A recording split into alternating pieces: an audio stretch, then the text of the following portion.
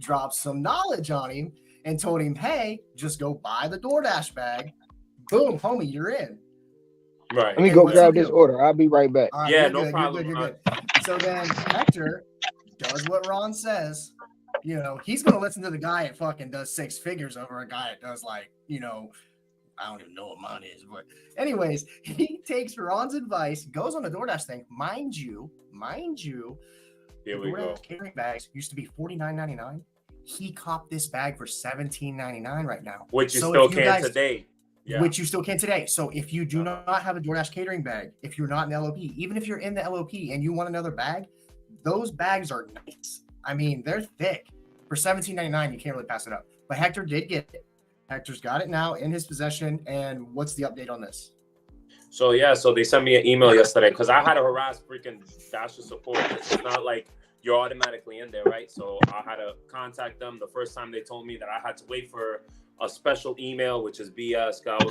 I'm just gonna talk to your supervisor. I emailed them I contacted them the next day, and they told me to take a picture of the bag. They sent me an email about it, so I'm already in. So yeah, I think I'm in by next week. I'm gonna start seeing these orders next week. And we tried this before. It worked successfully, except for this one time, which we'll get to it towards the end. But yeah, I mean, and that's what I'm going to Ron, because I know for a fact that this is the only way to maximize your earnings on DoorDash. I mean, if you guys can tell us too, I know Bobby's in large order program. He knows that's probably the only time DoorDash is worth it. I mean, if you guys can't get on large order program, it's your time to get on it, because now, you have the holidays, you have Thanksgiving coming up and all this other stuff. But Ron, what I wanted to ask you is, what made you, like, why do you work so many hours? What drove you to do something like that? Because I mean, an average human, right, I guess, needs 6 hours of sleep, right? But I feel like you get maybe 4, 5, and then you're just out on the go. I know you've been on our panel before, and we thinking you're sick. Like, I'm like, oh, Ron doesn't feel too good. And you're like, nah, I just woke up. So how do you get your sleep in? How do you manage your day? What do you do? I mean, Before I answer that, I'm gonna go back because I know Matt asked me something before, but I'm gonna show. This is the order. I don't know. Oh shoot! Let me damn put you on the big. Let me put you on the big screen. This is the order Okay, go ahead. that damn it. I usually do it with the other way. other. The other way. Go I'm the gonna other do way. it. I'm gonna do it like this. There Shit, you 'cause go. I'm messing up. You got it. This is the order, right? This is the order right here. 1275 That I- 3.8. Oh, that was 1275. gonna be a big one. Wait, 12, That might be a big 1275. 1275. What? Plus 1275 plus 3.8. 3.8. You see what's at the bottom? Catering bag required, right? Yep. That's the order I just got coming over here. Now, that is my 9th catering bag order today, Wow, it's busy. and I've been doing it all day on Gig Wars Official. I've been over on Gig Wars channel. I've been showing all my orders. Like, the LOP and the catering orders are separate. They're two different programs. So this is a 1275 plus. I don't know what it's gonna pay out, but this is my 9th one of the day. Yesterday I had 15 yesterday. So this is something that I do, but I don't, it's not easy, but I just make it look that way. So with that being said, back to the leaving the mechanics and being a full gig time worker, as far as being a business owner. I'm still a business owner. I still own 2 businesses. This gig work is a business because I set it up that way. I set it up as an LLC. So I'm still a business owner. And independent contractor. So people want to stray away from the independent contract. That's cool. But if you become your own business, your name, yourself, your human, your person is a business. And if you set it up that way, you maximize your dollar and you minimize your taxes. I be stressing that all the time. People gonna fight me on it. They are.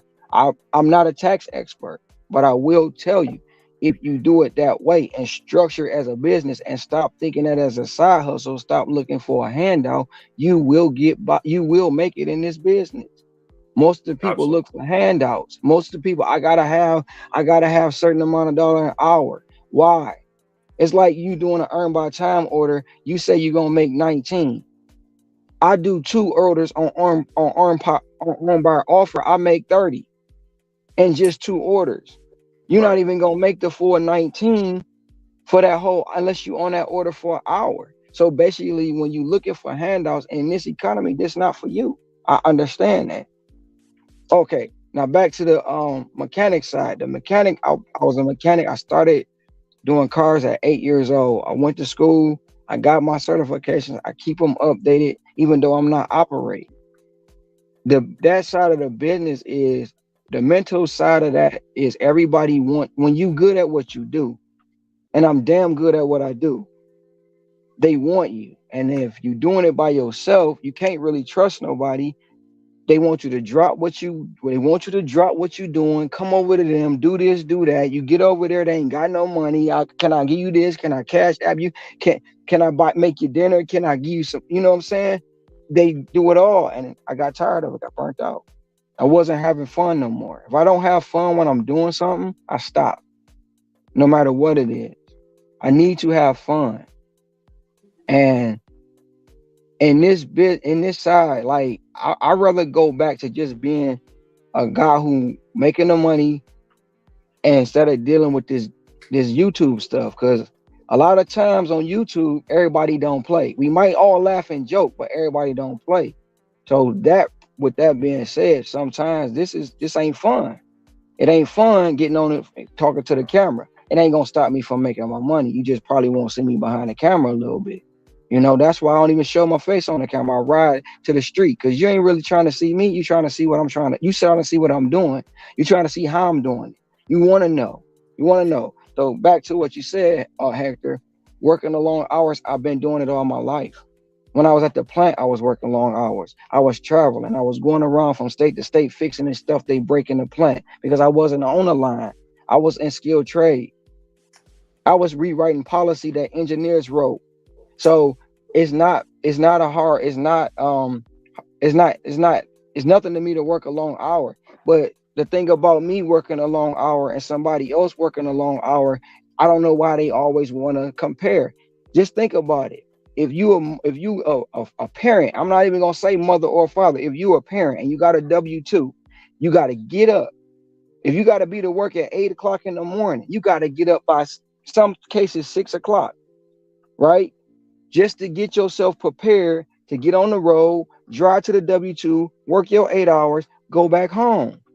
And you're going to wash, rinse, and repeat, right? So by the time you leave your house and get back home, you done left home for 16 hours. You just ain't worked 16 hours. Yeah. You see what I'm saying? Now, if you a parent and you got kids, you got to get up at 5:36 because you got to get them ready for school, ready for the daycare, all that stuff. And if you got to go to the gas, you still away from your house for 16 to 18 hours a day. Nobody questions that. But then they want to question why I do it or why others like me do it. Because we want more out of life. We want better out of life. And if this is a means, a way to get me to where I want to be, I'm going to use it. And most don't understand that. I'm not cut like everybody. I got a different mindset. My mindset is business. When you looking at things as business and not a side hustle, you will make it in this business. Absolutely. But we have too many people who failed at W-2 and gonna fail out here. Yeah. You know, right. I don't suggest nobody. I'm telling you, nobody to work like me. Nobody. Especially if you're not prepared for it. I had to relearn how to train my body. I had to relearn how to not eat garbage. I had to relearn how to put stuff in there that's going to give me the focus, mind, and energy to be out here to do what I do 16 hours a day, 7 days a week. And then I still take vacation. For those that think I don't, I just left Jamaica for 10 days. I was off for 14 and I came right back and put up $3,000. It was 27.46, but still. That's $3,000 to me. That's $3,000. And then matter of fact, I put up $3,000 the following week. When I got back, I worked 3 days, Friday, Saturday, Sunday. I put up $1,500 in 3 days. Right. Then I turned around and put up 27 the next week. So what is that within 2 weeks? See what I'm saying? And it's, to me, it's not about the money. The lesson that I'm saying is what I did in an economy. Nobody said you can do it. I'm defying the odds, not just me. It's a lot of us defying the odds. If you go to Gig Wars and look at the wars we have. It's 13 people in 2 months created over $100,000 across different states, different cities, different counties. 13 people. How they say it ain't no money in the gig economy? How they say they can't come out here and make no money? Mm-hmm. And it's 13 people, not just me. It's 13 people showing you how to do it. Absolutely. Yeah.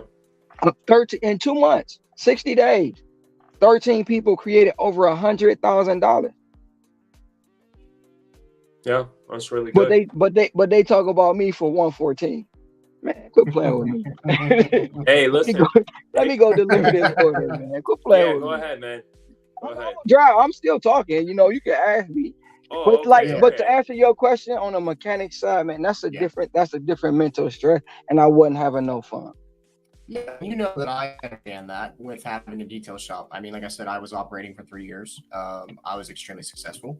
I can't remember if we got into this in the podcast yet with like my whole background, like the detail shop and stuff like that. But basically, same scenario. Mine was a little bit different. I had some family issues, but also with like what he said, I noticed that I started to lose my passion for what I was doing because for 2 years I was running it by myself. And I was extremely successful. Once I grew to be so big, I hired employees. When I hired these employees, they were, younger guys, and their work ethic wasn't as good as mine. Well, the problem that I was dealing with was nobody was going to do the job as good as I could because I had such high expectations because I knew what I was capable of. But then, like, at the end of the day, what would happen is, like, for certain things, they would not do everything, like prime example, they wouldn't sweep between seats in the console. That's one of the first things a customer looks at when they get in their vehicle. Look straight down, and if you see junk there, trash, everything, it's going to piss you off because you just paid, $200 or $300 or $400, however much. If I stranded coded it, they could pay $600 to and if they look down and they see that, that's going to piss a customer off. I've been pissed. And at the end of the day, they're not as focused because it's not their name on the line, mine. They're just going to get their check and then leave. So it really made me lose sight of why I wanted to do it. And honestly, to this day, it's very hard for me to even detail my own vehicle because of the fact as I put so much into my business the first 3 years, and I gave it every fucking thing that I had. So like, and then it just kind of like brings back memories and everything. So it's just one of them things, man.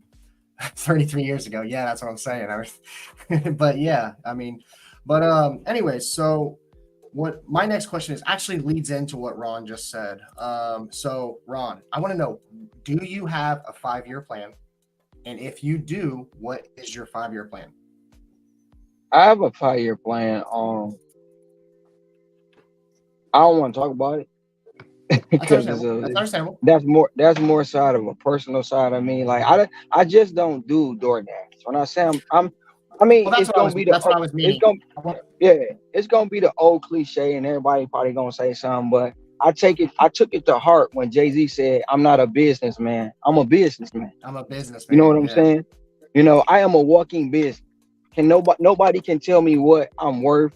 Nobody can tell me I can't do anything.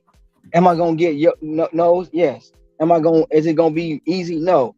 But the thing about it, when you say I can't do something, I'm gonna show you I can. I don't have to tell you. Just watch me. Just watch me. And I'm not saying I got the blueprint, but I can give you some knowledge. But most people don't want to know the knowledge. They want clickbait. They want to make a story. They want to be whatever they want to be. And then when it comes to a person like me, they just think I popped out overnight. This is old to me, new to you. I didn't pop out overnight. Because if you go back to my Facebooks, my Instagrams, and all that, my Twitter, you will see I've been posting numbers. I just wasn't on a level like this. It wasn't in the news. If I was still not doing it, not being in the news, not having a news article, not being talked about worldwide, and yes, it's worldwide. you know, nobody would care. If I didn't blow up the spot, nobody wouldn't care. They wouldn't care because they still be in the mindset that you can't make no money in this economy. That's crazy. That's crazy to me. You can get up and go to a W-2. You can get up and do any and everything in this world. But when it comes to this gig economy, everybody got a problem. Everybody can't make no money. And I don't understand how. Okay, I know people going to say it's market. Maybe it is. Some people going to say it's zones. Maybe it is. But some people don't want to travel 15 minutes to a hot zone, but they'll travel 30 minutes to a job. Make that make sense. Make that make sense. Yeah. I just read an article in the Business Insider, the same paper that I was in. I just read an article in there. Dude was out here working for Amazon Flex, making $1,000 a week, working 10 hours a day. But he said he couldn't make it. He went back to driving a school bus, making $54,000 a year, working double time. Make that make sense. Make it make sense. That's ass backwards to me. But that's just to me. That's my opinion. If you don't apply yourself, if you come out here and expect somebody to put something in your hand, you got to work for it. You're not entitled to it. You're not entitled to it.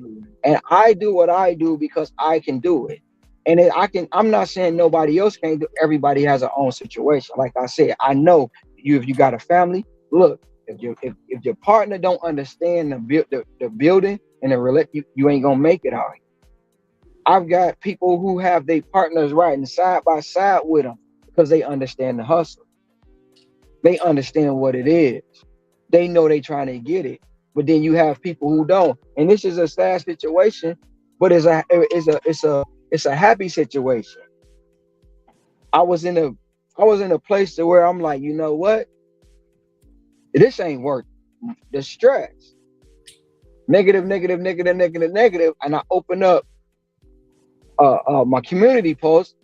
Lady say, you the reason why I make $200 today. You the reason why I'm going to continue to make $200.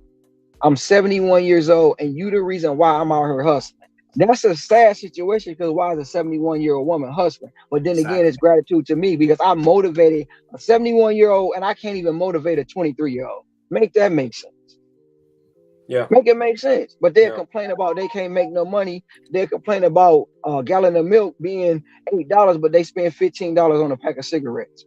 Mm-hmm. $10 every day on a Starbucks coffee. Do what you do. Do what you want to do with your money. That's what you want to do. But don't complain you can't make no money in this economy when I and others are setting forth the blueprint and it's letting you see it. Yes, I blew up the spot. Am I worried about it? No. Because in my opinion, nobody gonna work hard as me. I am the hardest working guy in this gig economy, and I will say that with confidence. I believe that 100%. I believe that 100%. And it ain't about being arrogant; it's about knowing who you are. Absolutely. Yep. Going back to that, hold on one second, Hector. Going back to that 5-year thing, my main question was, do you see yourself doing DoorDash in 5 years?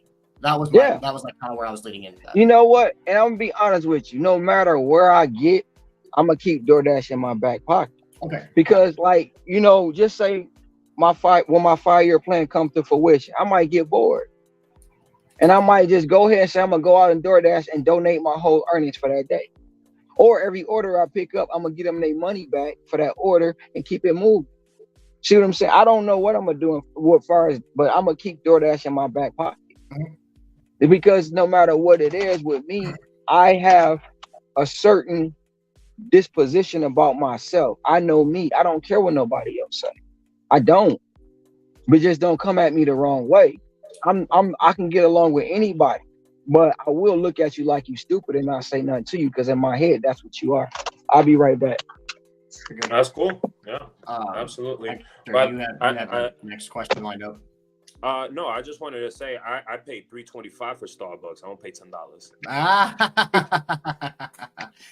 Shout out to Marine in the just chat. Get a cup of coffee. When I'm with my girl, she makes it expensive, bro. Like $10. We have 17 people in the chat. Shout out to Steve for you guys pushing out. Thanks for Steve for pushing out the channel. Thanks to Steve also for pushing my channel, my personal channel, No Giggity No Clout, over to all the new subs and everything. Like I said, 1,000 subs. I will be doing a full day's ride along and donate 100% of the earnings. Hot take. There's also a sub of mine that has talked about matching my earnings So if we make 250, one lucky subscriber could win $500 on Cash App. Yeah. So, yeah. But with that being and said, I hope that's me. So I hope that's me. we've got a bunch of Okay. Gonna go ahead and start acting. Okay, I'm back. But you know, it's my 5-year plan is like to just give up a little bit real estate. I'm still gonna do automotive. I'm gonna still bring my automotive repair is on pause. You know, it ain't gone. Is on pause. I'm doing just it's like what Warren Buffett. Warren Buffett has 3 essentials. He has lodging, he has transportation, and he has food. Those are the essential things people need in their life. So throughout these 5 years, those are the things that's going to happen for me. You know, when I travel, I don't want to have to look for lodging. You know, when I go somewhere, I don't need to have transportation. It's already there. So it's bigger than DoorDash, but I will keep it in my back pocket. You know, I will keep it in my back pocket. I don't know if I said it, but what y'all think that order paid out? Put that guess So in the chat. I was gonna ask you that. Before Put that I guess came in the chat. I was like, yo, this needs to be breaking news because we called this, what Ron calls this is a baby shark order. This is a baby shark order. Baby shark do do do do do do. Baby shark do do do do do. Baby shark do Mommy shark do. All right, I say it paid you out $30 because of the miles to money and the plus and the items. I think it 30. Okay. 30. Gigwise said 1834. Nah. I'm expecting 28 and some change. But I could be wrong. The biggest thing for me is I can't ever call these. That is one thing I will say about Bobby. Bobby can call these out like almost to the dollar. You fucker, Steve. Okay, so what you think the base pay was? I would say $4. $4 base pay. I think it was $2 base pay. See, I gotta get smart with the large order. Steve said $23.77. All right, hold on. Let me blow you up. Let me blow you up here. Hold on. Alrighty, big screen. The other way. And I knew it. It was $32. $32.34 base pay, $375. He's at $150. The tip was $27.09. Bro, I predicted that almost to the T, Ron. You got to give me some credit, man. I'm not even on large order, and I predicted that. Now, hold on. How long on estimate do you think that took you from accept to deliver? Without me talking and sitting there, having a conversation, probably 15 minutes. Mm-hmm. See, you can't. It might have not even been that long. And this is And this is your 9th order. This is your 9th catering. That was my 9th catering order. Yeah. So Ron, I don't want to. I'll ask you some questions, but I think me and you need to have a discussion because we talk a lot, and I know when we're on the panel, we talk about a bunch of things, and we kind of think a little bit in certain aspects. And I want to go back to what you were talking about, the hustle mindset, right?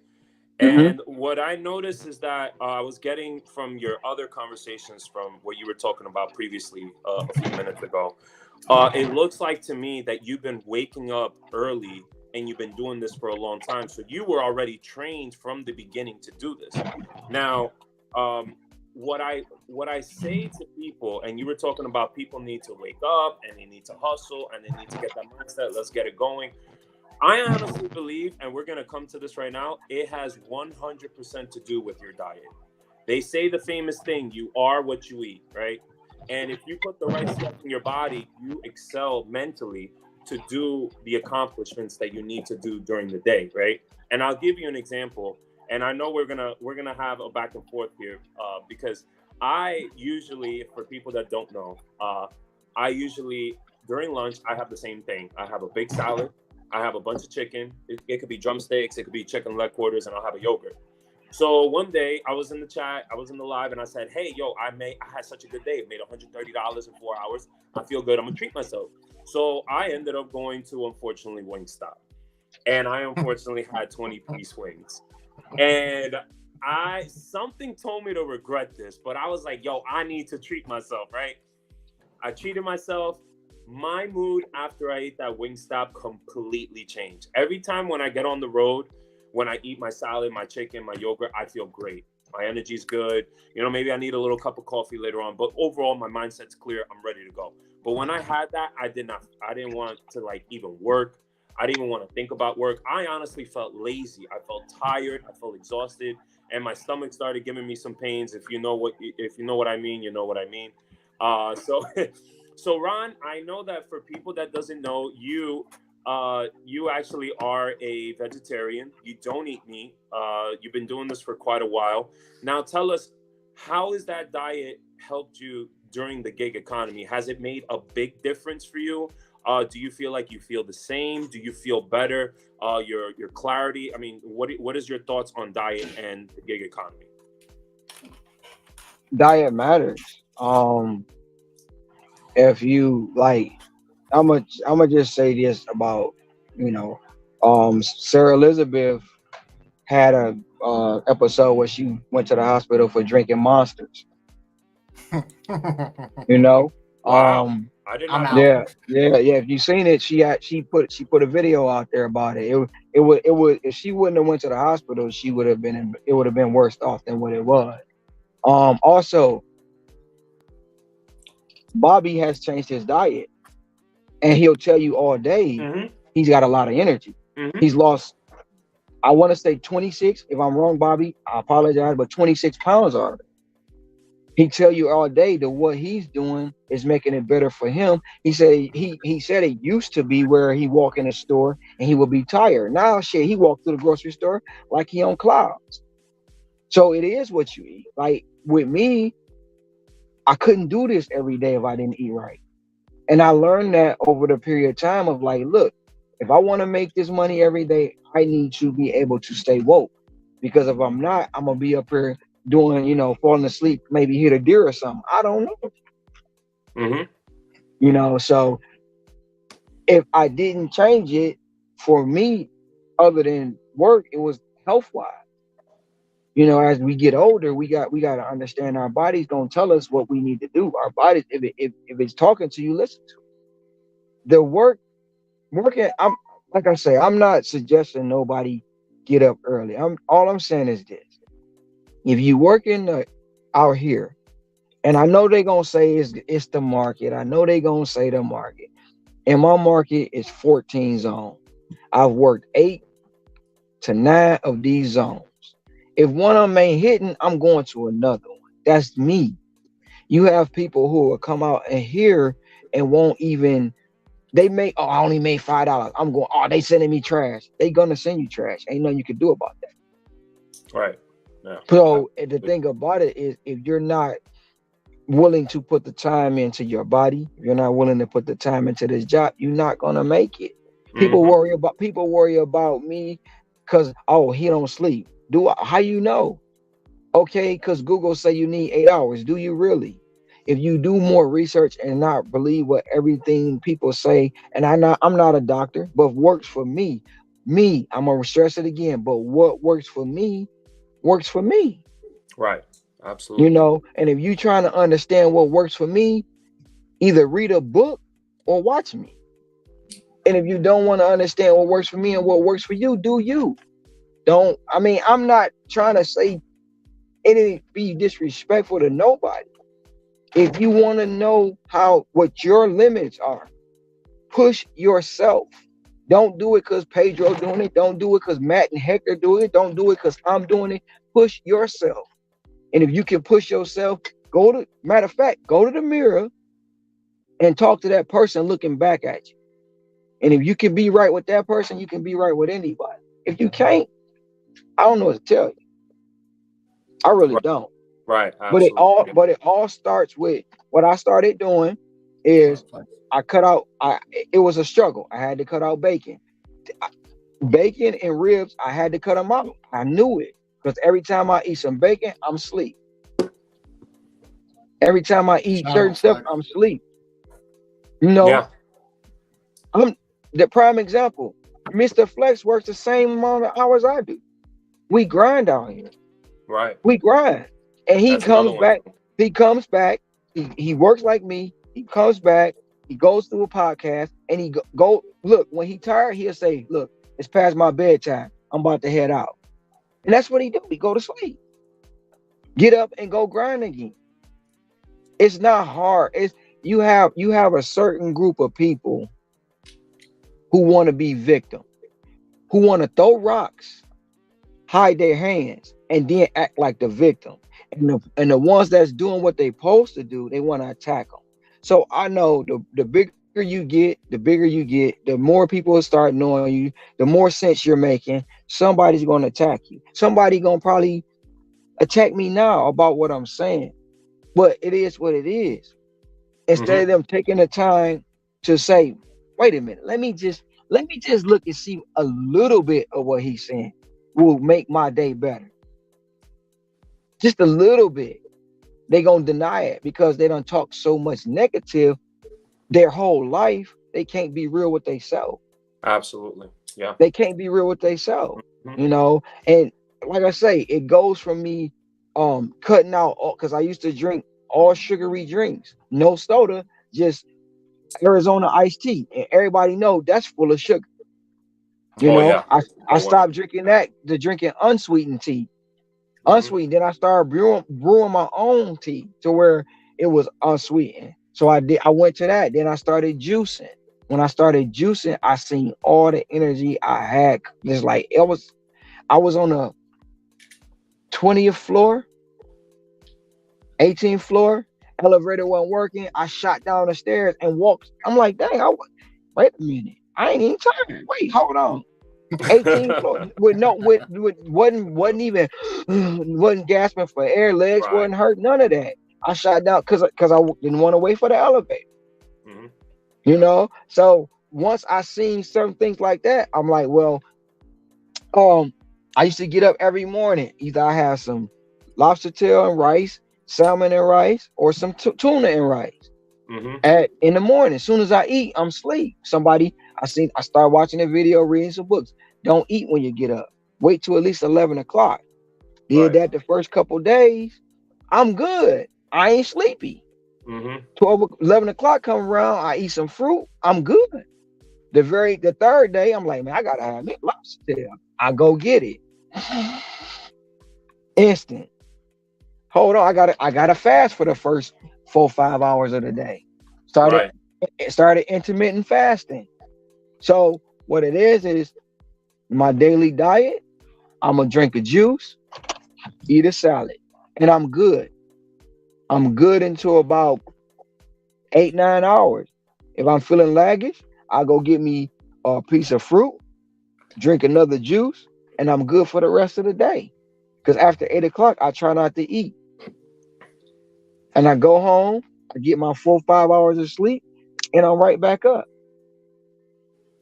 Somebody asked me, no, it was Necro. He's like, man, do you drink coffee? No, I don't.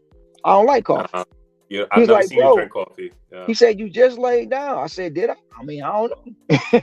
You know, Nomadic always say the same thing. Ron, go to bed, you know, but I do sleep. I do get my rest. I do enjoy my life. I do take vacations.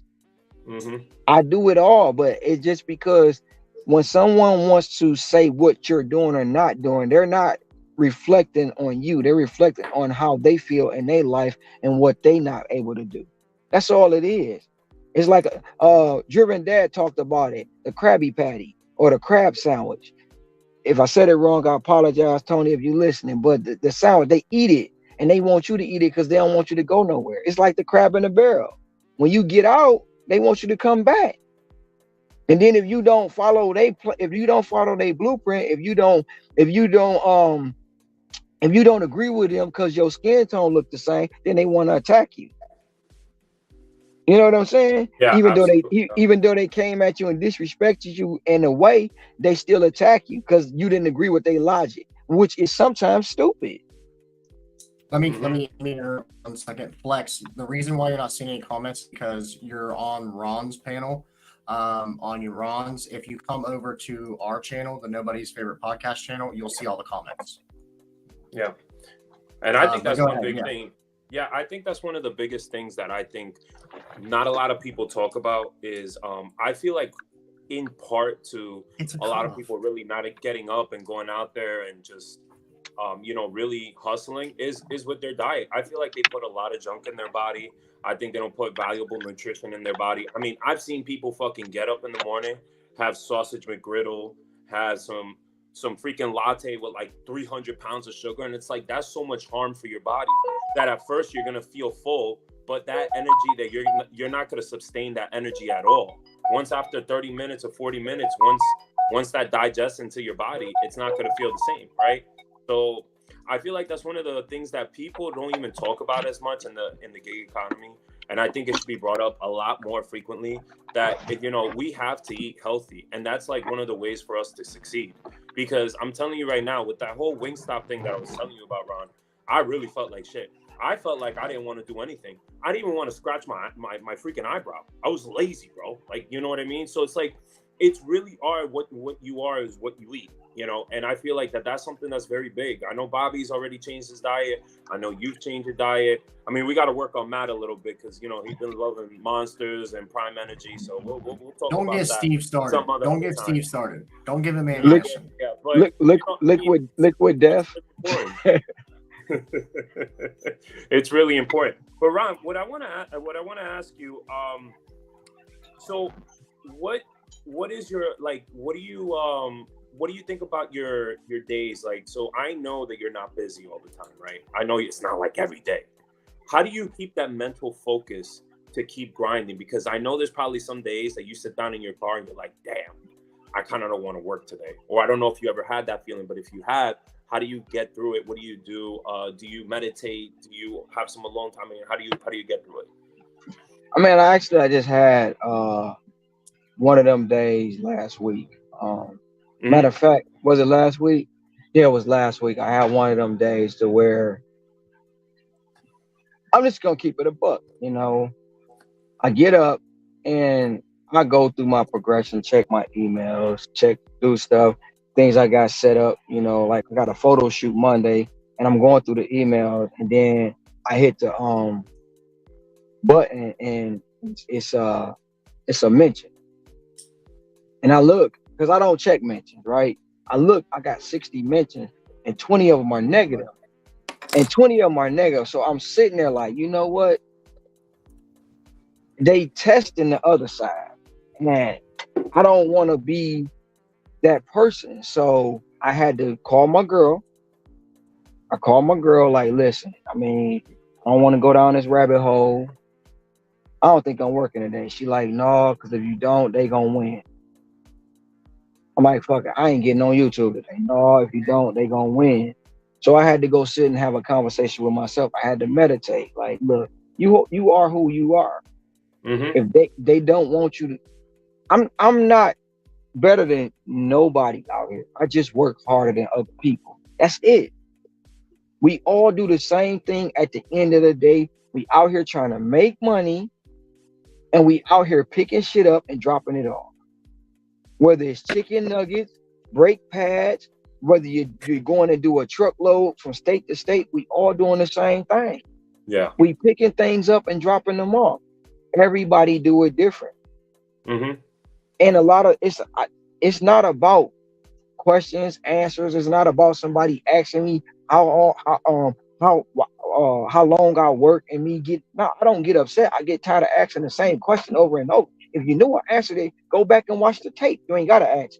Right. And if you don't have to ask. What? Mm-hmm. And then my thing is, what does it matter? I'm still. It doesn't negate the fact that I come out here and I make the money. It doesn't negate that. Well, I like the fact that you also went out to Jamaica, right? And how was that trip for you, man? Did you enjoy yourself? I had a ball. I mean, I had a ball. It's just the mental. Sometimes I said, I'm not gonna let it get you. I talked to myself. Mental game came out. Came on my panel.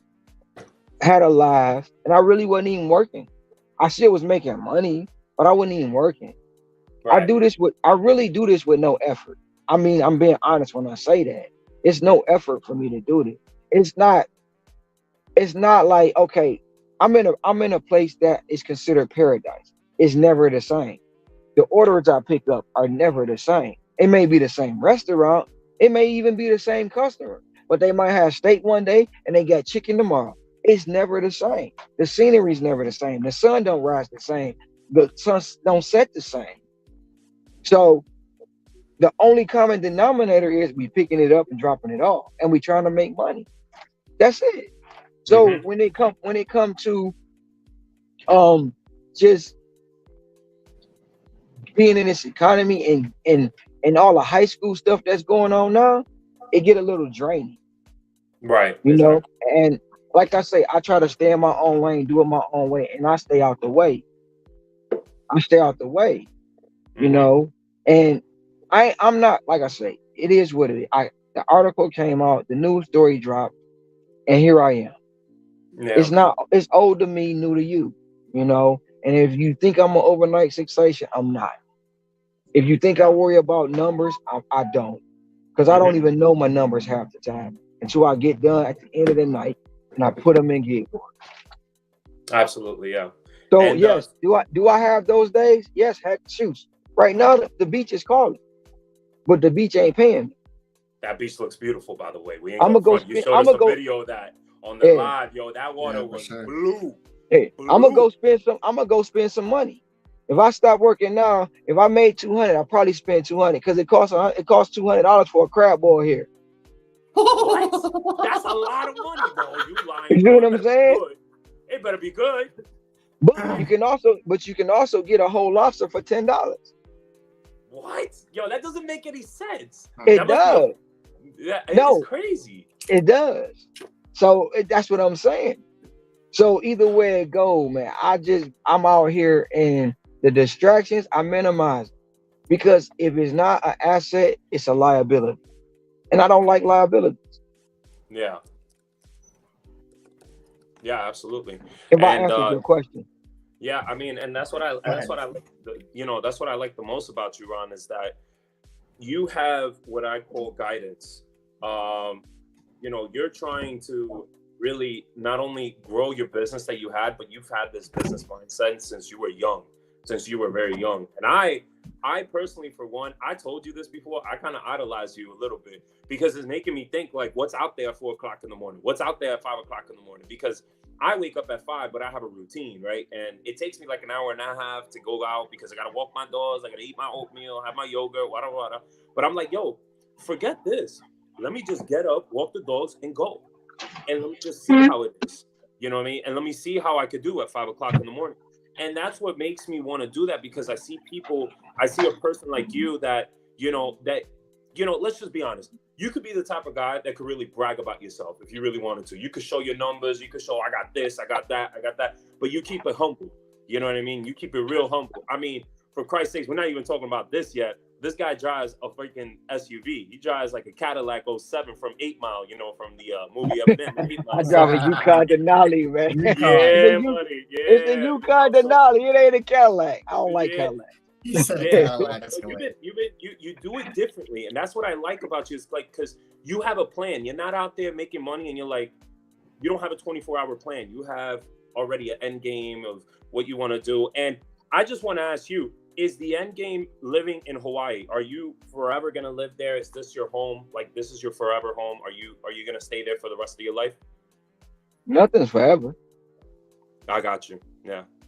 I mean, to be honest, this is a destination where I put up against anything in the world, and it's beautiful. I mean, I've been to other islands, I've been to other places. I mean, where I live at, it's 75 degrees when I wake up. And I don't, for whatever reason, whatever everybody's excuses is, the main excuse is expensive, if it's too expensive, nobody will live here. You know what I'm saying? I mean, is it expensive things to do? Yes. But if you come here as a tourist and you get caught in a tourist trap, you're going to think it's expensive. I was on, I think it was UDM's. I was on UDM's channel. Somebody said it costs $4,000 a month to live in. I say, shit, who pay that? It don't cost me that, but that's like, not to offend nobody. That's probably somebody talking who ain't never been here. They probably ain't never been out the state or their own city. You know, so that's the thing. When people say something, they say it to get a reaction out of you, right? And they say things to make it downplay what your accomplishments are. You know, I'm gonna define the odds no matter what you look at it. I'm still defining the odds because, you know, at any given moment, people said this economy wasn't gonna last. At any given moment, people say you can't make no money. You know, I do one app. That's it. One app. People say I'm crazy because I don't multi-app. But the thing about that too is nothing wrong with it if that's what you want to do. Do it your way. But the same amount of money you make in a multi-app, I make in one. And I'm probably making more than you multi-app. So if it ain't broke, why fix it? Why fix it? I mean, DoorDash is like Spirit. Don't nobody want to fly Spirit. Don't nobody want to do DoorDash. But guess what? The ones that saying they don't do DoorDash, they logging into it. They just ain't telling us. I've been saying that forever. Because if it was so trash, if any gig app or any platform was so trash, why do you log in every day? Exactly. And no matter what app you work, why do you log in every day? If it's so trash, why do you watch Pedro? If it's so trash, why do you watch UDM? If it's so trash, why do you watch Matt and Hector and me? If it's so trash, explain that. You can't make it make sense to me. Because they like the Atlanta Housewives. They always got to gossip. Yeah. And that's just my opinion. I'm about to go grab this order, but I'm gonna take y'all with me. Yeah. All right. Well, you're good because I just opened the chat to start asking some questions. So go ahead and do what you're doing, and then when you get back, then I'll start dropping these questions. I'm gonna catch up with the chat. You're good, Ron. Steve said, in addition to what he said, why do people to watch us? And he thinks that it's an addiction. I mean, Hector, what do you think? I think it is. I think it is an addiction. I think a lot of people out there, they watch content just for the person. I don't even think some of them even do DoorDash. You know, sometimes they feel like they feel connected to the person, maybe spiritually because they can relate. You know, that's just how I honestly feel sometimes. I don't, you know, sometimes is you know, I don't think it has to do with the app. Now, is the apps an addiction? Turning on the apps is an addiction? I think it is. I think we're hitting a phase where, and I know I was seeing like a premiere that Steve had on Rideshare Rodeo, talking about like 42% are, you know, of Americans are independent contractors. So yeah, I mean, we're moving towards a trend where independent contracting is opening up a lot of doors for Americans for them to open their own business in a different way, right? Like, you know, before it was the traditional way. You saved up your money, you went to a credit union and you said, hey, I got a business idea. I'm trying to open up a restaurant or a store. This is my idea. The bank approves you and you go by that, right? Well, now there's other ways. Now you don't need to rent anymore. You don't need to rent out a spot. You could go get a mobile food truck. You could freaking sell food anywhere you want. I know here in Texas, you could do it and you're on your own man and you're your own business. You know, just like Ron, he could be a mobile mechanic. He could get himself like a Sprinter van, put his materials in there, and it's like, hey, this is what I'm going to charge, right? So I feel like this is the trend where we're going because of the simple fact is, you know, say what you want, but yeah, inflation is real and kids are having a hard time to feed their young ones and stuff like that. And, you know, everybody's looking for income in very different ways, right? And I just feel like, you know, and going back to what I like about Ron and what he's going to do in the next 5 years, and this is what I say to a lot of people too, this is probably the best advice. Don't settle on one stream of income. Your mindset should be how I'm going to make multiple streams of income. Because when that one income ain't working, you got your other incomes coming in, feeding your pockets on the bad days that primary income ain't feeding you. And that's the best part about being a business owner and doing all these gig apps is because you have so many options. You have so many doors open to you. And the real knowledge is figuring out which door is the best option for you, right? And that's where I feel like we're moving towards right now. So yeah, I think absolutely 150% every gig app, every independent contracting app, no matter what it is an addiction. And these companies know it. These companies know it a lot. And you know, and this is what Americans want. I mean, are we moving into a phase where maybe, you know, people are getting tired of W-2? I think so. You know, you see on the news a lot of people getting stressed out, quitting their jobs. W-2 is too much and it pays too little. I mean, you look at it like us. like Ron, like me, like Matt, like everybody else in the chat, we can wake up at whatever time we want and we could be like, I need to make $500. That is my goal. And you go out there and you make it. Now see if you could do that in a W-2 job. Not only you only get paid a certain amount, you get cut your hours, you get a check every 2 weeks. You're only making, listen, I look at it like this. You're only making moves twice a month. You only making moves twice a month. That is wasting your time. That's where I feel like we're going. This gig economy has shown us that we can make money every day. We can make moves like that. We could switch it up. We could go out there. We could be like Ron, make $800 in 3 days or in 2 days and fucking take a vacation and go out to Jamaica and just dance reggae and freaking have pina coladas all day. You know what I mean? So, I mean, that's where I think we're shifting. And honestly, I don't think a lot of people really appreciate the potential of what these gig apps can do for them because of what Ron said. It's laziness, it's entitlement, it's being picky, it's not adjusting to your market. It's just so many variables, right? And I feel like what people don't understand is that, you know, and I've heard this question, is the gig apps a slave to you? Absolutely not. You make it a slave if you want it to be. You have to make it to the best potential that you want possible to bring out the maximum output for your pockets and for your financial freedom. And you see, like Ron, he wants to do his things differently. And that's why I tell him that I look up to him. I look up to him very well because that's something that people should do, that they should be waking up early. If you got debt, wake the fuck up early, man. That debt can be wiped out clean if you really go out there and you hustle. You know, Bobby is also on a financial debt-free plan too. He wakes up at a certain time, he knows his market, and boom, he goes out there and get it. You know, some people don't need to work at 4:30 in the morning. You got to really study your market. And I think that's what people don't know how to do, is that they don't want to go out there and go to get to work to study their market. But they'll sit there and watch videos of these people and that people, and this person did it like this, and this person did it like this, so it's going to work for me. No, it is all market dependent. You really got to go out there. You got to go grind and you got to go hustle. Matt has a population of 10,000 people. He's waitlisted every day. He's waitlisted everywhere. And look, right now, lately, he's been making a lot of money on DoorDash, and just DoorDash only. And it's and another thing too, what we don't talk about is that these two guys over here, that's all they do. They do DoorDash. You know, I do Instacart, I do Uber Eats, I do DoorDash, but these two men right here, they're just on DoorDash, and they're hustling the hell out the app. So they're doing something right. And, you know, and it's all because they've been studying their market, they've been trying new things, and they've been adjusting to their markets. And I feel like that's what a lot of people should start doing.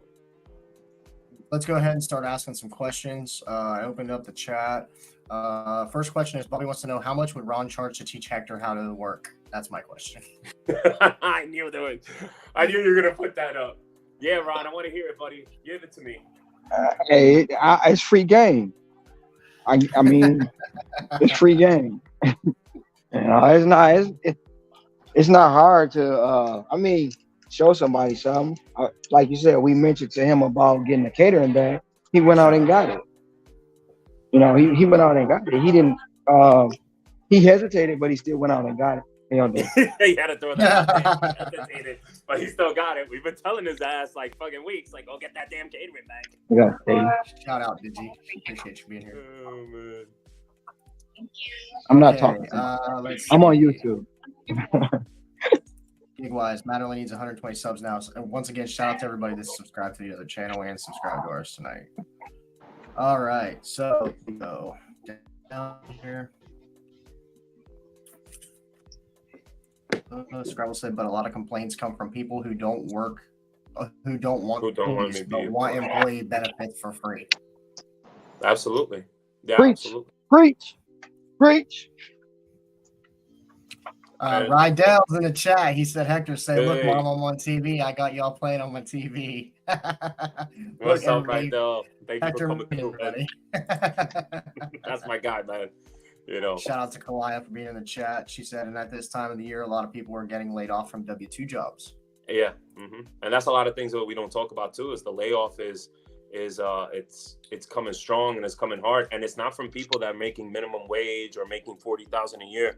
No, we're talking about people making six figures, you know, and stuff like that. And they're just completely getting laid off. People in Google, people in Facebook, people in Tesla. You know, a real setback to these Americans. And I feel like this is where we're going. We're heading into like a gig economy trajectory where I think in 5 years, I think we're going to talk about over 60% of people are going to be doing some level of independent contracting work.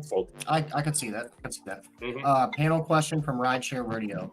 Do you notice that people in day-to-day W-2 jobs have gotten dumber and literally don't have any pride in their work? Ron, I'll let you start first. Well, yeah, but the thing about that, Steve, is the dumber people at W-2s was already there, and them the only ones left because the smarter ones gone. They figured it out. So the dumber ones are there. It's just like when you worked at W-2. Okay, when I worked at the plant, right? My supervisor didn't know what I knew, but he tried to tell me how to do what I do. It don't make sense. You went to school, if you went, or you got a position because of one of your buddies, and then you trying to tell me how to do my job, and if you come down here on the floor, I'll run circles around. Make that make sense? So why would I listen to you? It doesn't make any sense. So I leave the job, and he's still there. But he's a dummy that will bring in more dummies and bring in more dummies. And they all stay there, and now they got positions.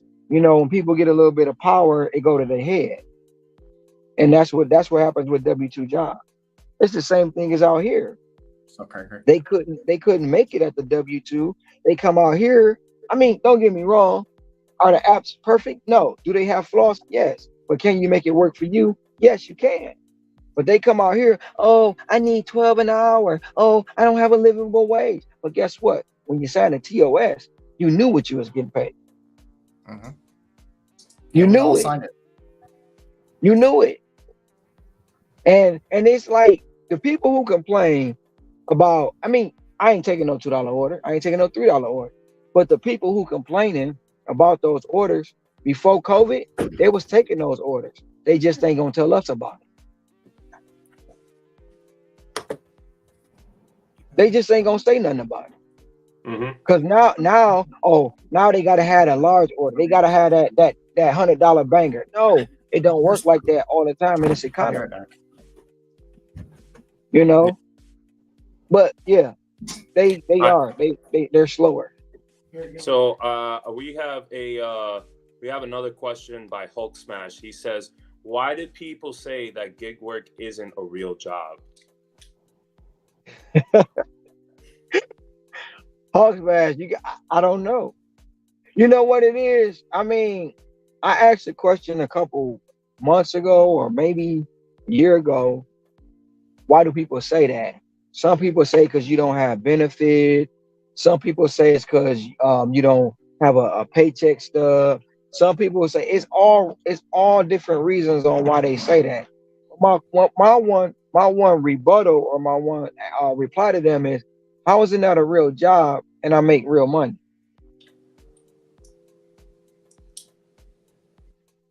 Can I answer that question for you?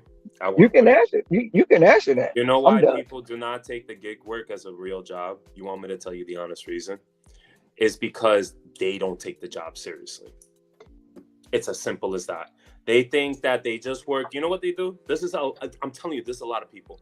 When they do these gig works like DoorDash, Uber Eats, and Grubhub, they only work lunch and dinner. That's it. That's the times they come out.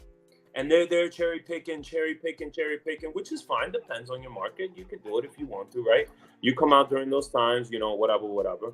But literally, the mornings are banging. You know, after 10 o'clock, I've been hearing that, you know, a lot of good orders are out there. So why are you not hustling anymore? You don't take it as a real job because you don't want to put in the work. And you're just feeling like a sense of entitlement to be like, yo, I'm just going to sleep. You know, I'm going to do what I do. And, you know, people have some habits, Ron. You know what I'm talking about.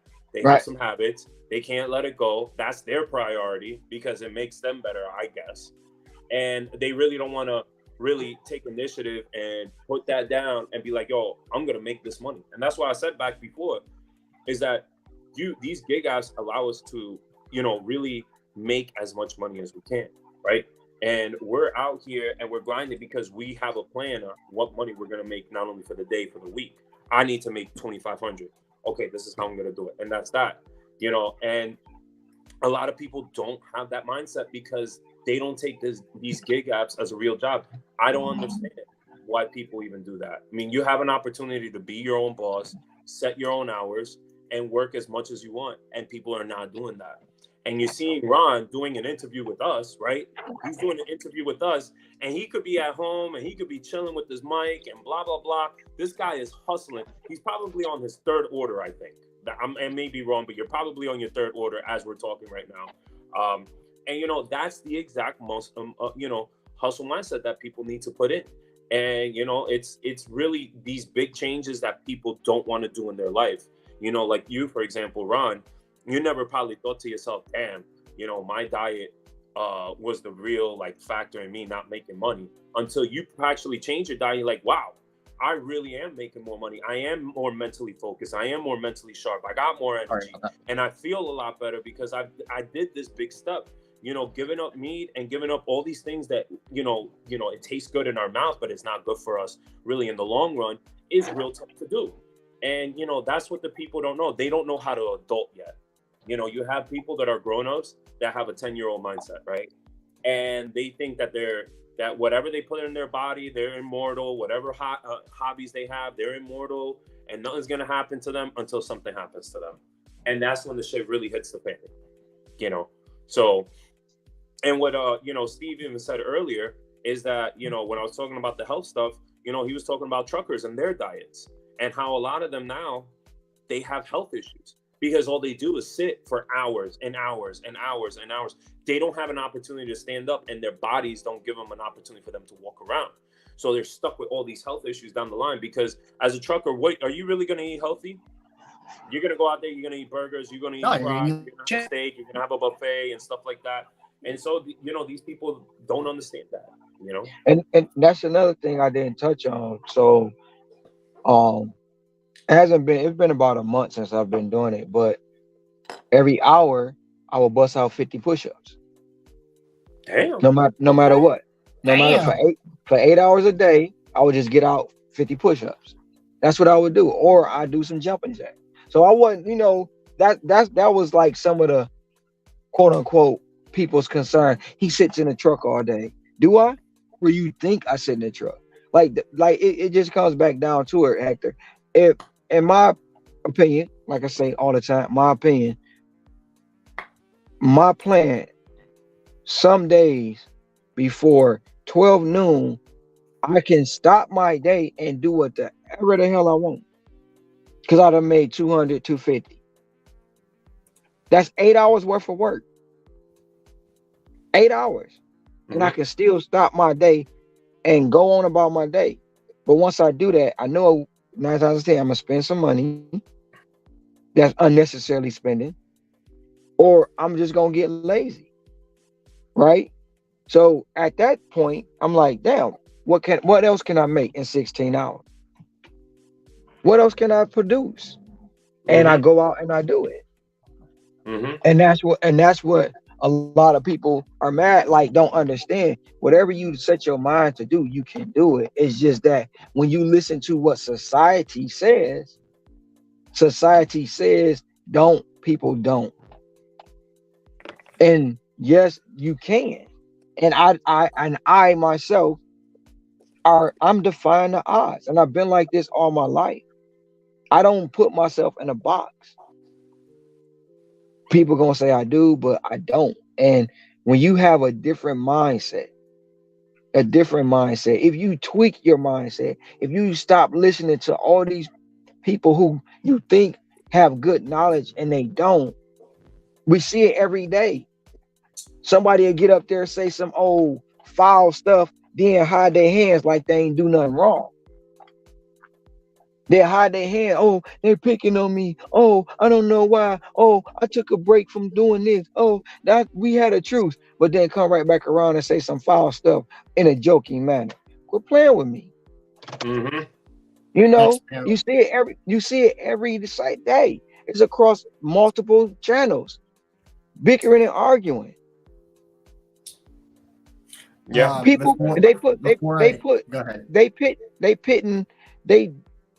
in this economy, they doing the same thing the government doing, pitting us against. They don't like this. They don't like the fact that I'm talking to you or Matt or anybody else, because they want us all to be separate, but they supposed to be bringing us together. It's crazy. It's crazy. And that's what make this economy hard too, because you have those people that somehow found their way in and want to poison the pool instead of really putting in the work and minding their own business. And that's what make it hard too. That's why this economy is the way it is.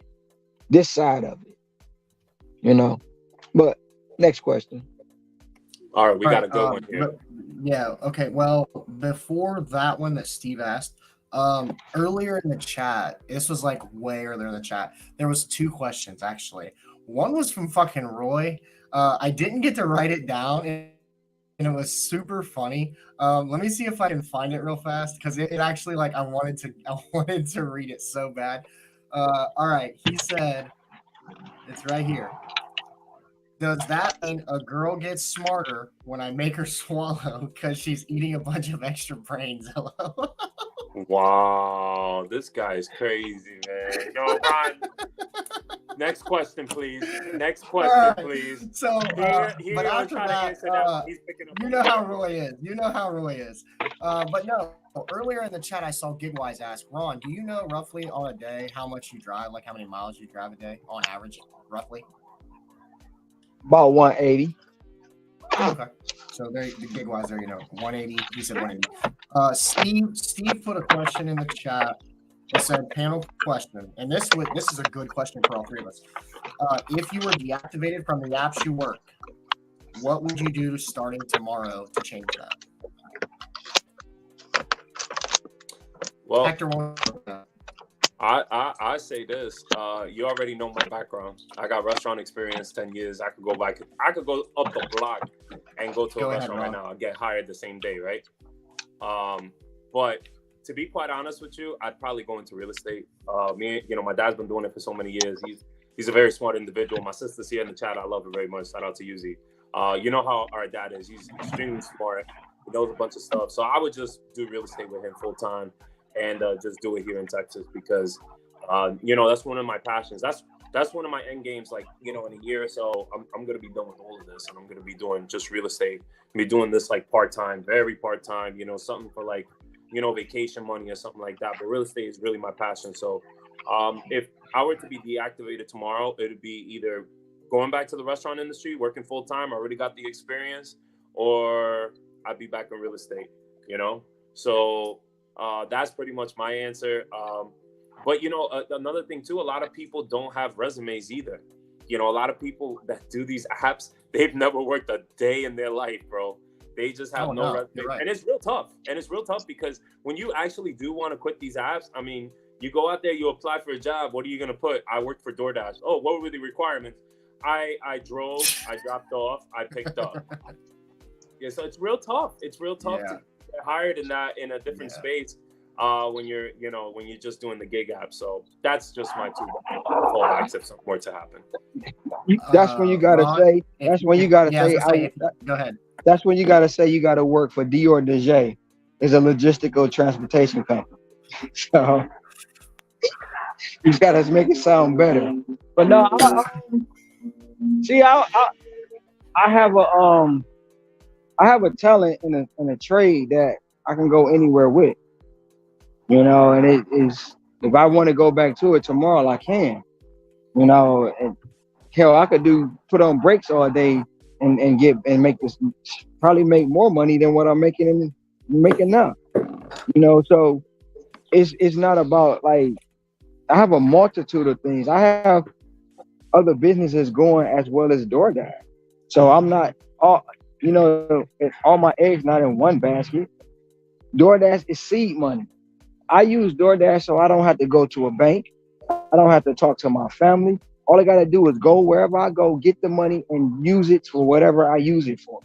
It's seed money. I don't need no loans. And then if they want proof, I got proof.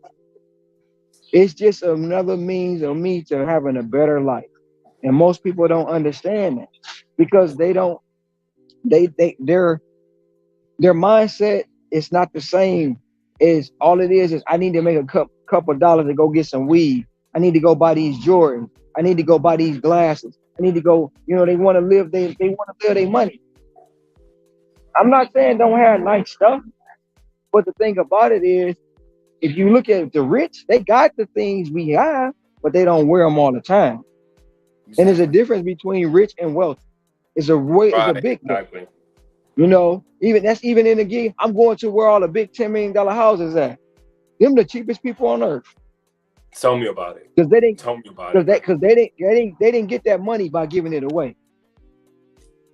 I'd rather go to the hood. I'd rather go to the projects and get $50 a tip than go up to a $10 million house and get nothing. And you know who's the one that tips the worst? It's the ones who have a big house that have a BMW or Mercedes, bro.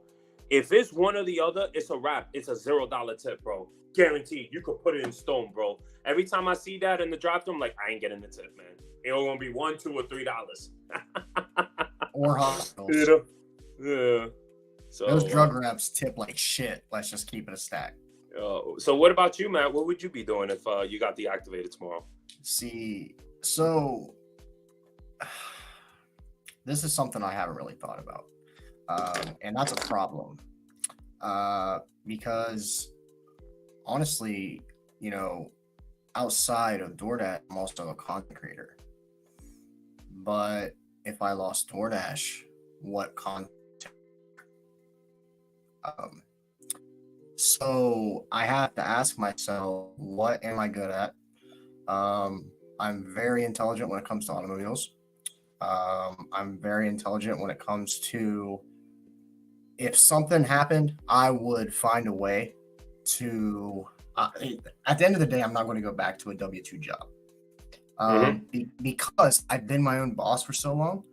I mean, I'm going on 5 years. So in order for me, in between these years, I tried to go work at O'Reilly's. I was actually hired, and within 2 weeks, I was an assistant manager because the assistant manager quit. And with the parts experience I had, plus my automotive background, they hired me to assistant. Bro, I was making $11.75 as an assistant manager of a fucking multi-billion-dollar store for O'Reilly's. $11.75. So let that sink in. $11.75, and I was working like 50 to 60 hours a week because people would call off. And before the manager would have to take over the shift, it always went to the assistant first. So my first week, I was working as the assistant. I was working 60 hours. And I was coming home, it was like 10 per night. I was going 6:30, 7 o'clock in the morning because I'd have to check the truck in and everything else. And I did that for like 6 days in a row. Then I had a day off. And then the next week, I worked like 52 hours.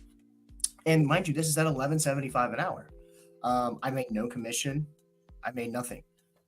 So it was all just time and a half once you were past 40. Benefits were so damn expensive. I couldn't even afford benefits there because the benefit packages were just too high.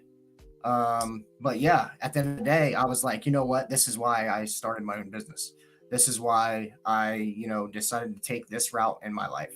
And that's when I kind of was like, all right, I started doing this.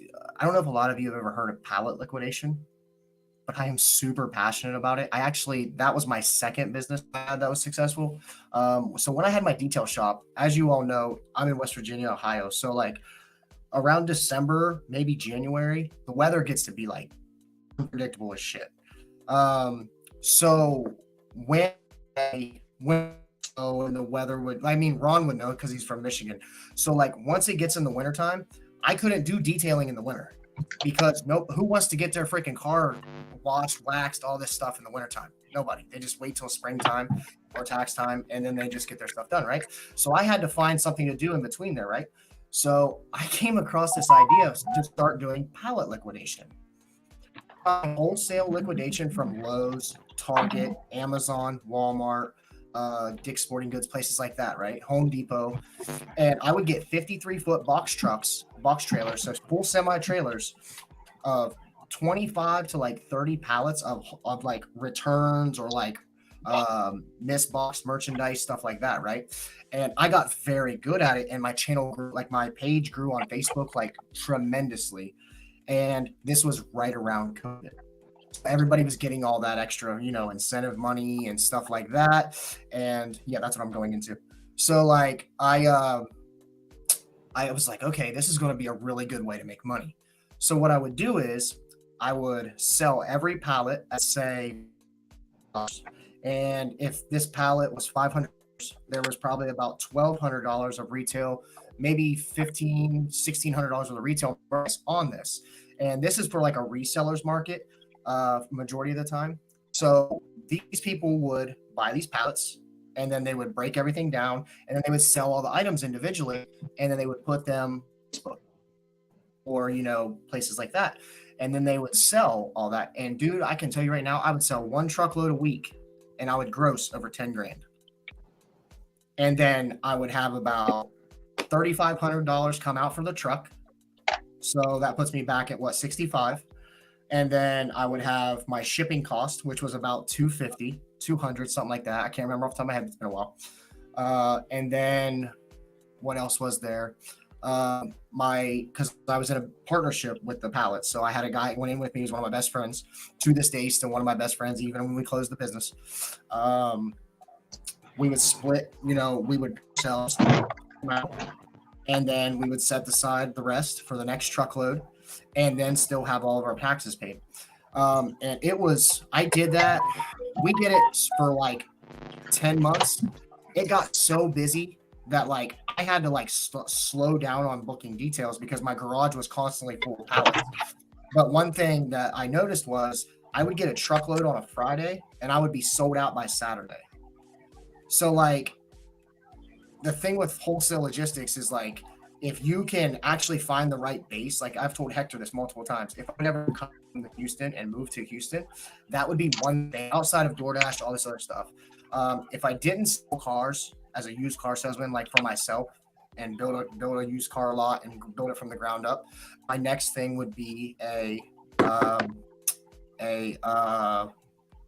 liquidation business. Ron, 1550 plus. Oh, that's a stack, mind you. Plus 1550 plus 4.9 Old Spaghetti Factory. See, guys, this guy's out here just kinking.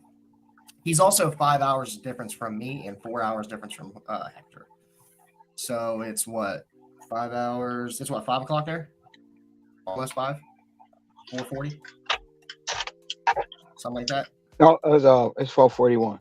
4:40. Almost 5. 4:41. Yeah. So let's see. Let's go back into this. Your passion is getting money, my boy. I think you will be passionate with anything you can make a profit. That's right. I mean, you know how it is. You see me do plenty of different things. Exactly, Steve. Some people can make it a job like Bobby, but that is very rare. I have a friend here that does that and started a local chain. He's named Planet or Stock. I think he has 3 locations now. Yeah, see, and it's a good business to be in. It's just one of them things, like you gotta really research it. You gotta know your market and what pallets, what liquidation places to buy to make the most money and all that stuff. You know another good business? What's that? You know, Lowe's, Home Depot, probably, well, I can't say Sears, but those places like that, you know, they give out delivery contracts, right? So you get you a box, you give you a box truck, all the appliances, the furniture. You can get a business doing that. You can go get a contract with them delivering a product. And I know because my cousin back home has 10 trucks, and they do it all day. So all your stores, like even with O'Reilly's, even with AutoZone, you can get contracts with them delivering their product to when people don't want to do it. Yeah, I did not know that.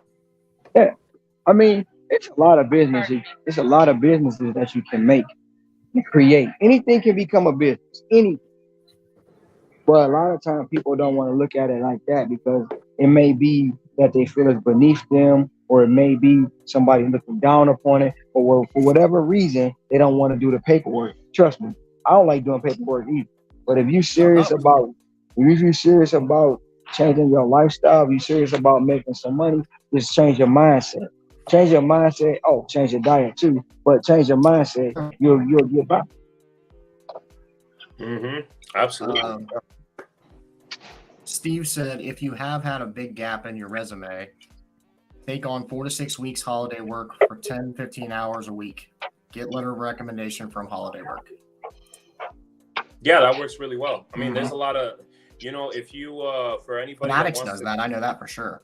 Yeah, so if you go into Craigslist, I don't know if you guys trust Craigslist, but they have this certain section called gigs. And you could go in there and, now the holiday season's kicking in. You could find some gig work in there too for like temporary work or something like that. That is if you're looking for something part-time, about that. You could definitely find, a few things that you could do there.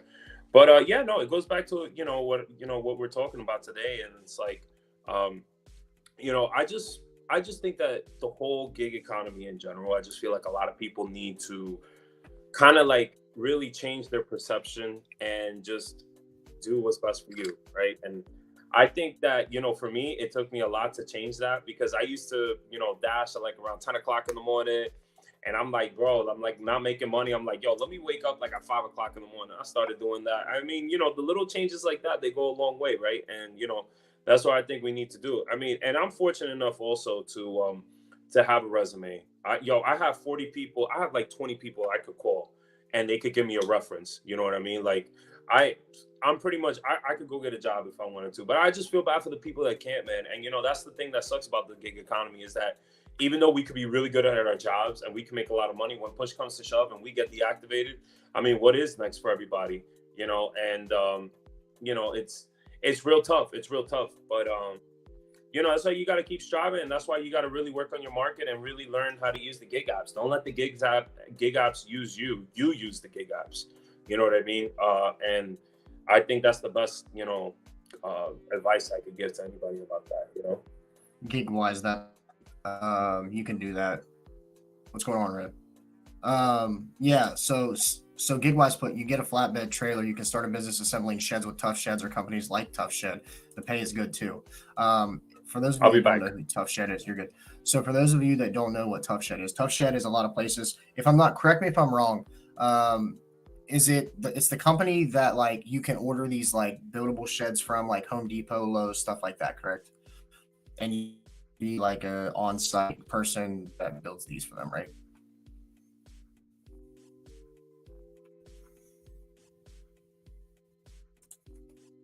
Eric said, I invest in crypto, but it's risky. It's risky, but it could pay off. Eric's actually invested in crypto. He's actually got his ass taken from this. And Hector, Hector felt so bad for him because once he told him what happened, it's just, you got to be careful on who you trust out there. Tough Shed is the name brand of those sheds. Yeah, that's what I thought. Yeah. Go ahead, Ron. What was that? I'll blow you up. I can't hear you. I didn't say nothing. Okay. I thought you were showing your phone. You're good. No. You're good. You're good, bro. Okay, Home Depot, Lowe's, yeah. I've seen them at Home Depot, like outside. They have them already built, and then I think I've seen some at Home Depot, but I know I've definitely seen them at Home Depot. And I've actually, crazy enough, I've watched a lot of people turn them into tiny homes, which is like the coolest thing ever. I mean, I think it is. They literally will they'll build a foundation, everything, and then they get these things brought in and they build these things from the ground.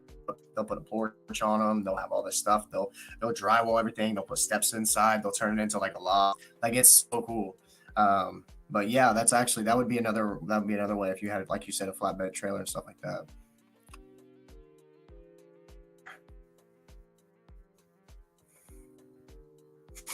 Shout out to everybody in the chat. We got 18 people here. We've been at a high of 25. So I appreciate all of you being here. This has been a very fun episode. If anybody else has any other questions in the chat, go ahead and put them in there and I'll go ahead and ask Ron. And then we won't run this past 2 hours. This episode's been really good. I think the episode tonight has been really well. But yeah, shout out to everybody that's been here. If you haven't yet, hit the thumbs up and also subscribe, because we're on the way. I mean, we're on the way to 100 subs, and this is only like our, 9th episode, and we're getting up there. Also, I'm going to say it again. Once I get to 1,000 subs on No Giggity No Clout, I'm doing 100% of my earnings to 1 lucky subscriber. So make sure you subscribe to the channel. Also, don't forget, I will also put Ron's channel in the description. So if you haven't yet, you can go subscribe to Ron. Okay. Let's see. I got a little nugget. It might not mean nothing, but I'm gonna show you a little something. On like some days when I just need to relax, take away from my mental stress, I come down. Hello? Yep. I come down to this little spot and I do this. So I'm gonna give me 1 second. I gotta get down there. There you go. And you can talk. I'm oh, you mother. I say that at least 300 times a day. Trust me. They almost backed into me. They almost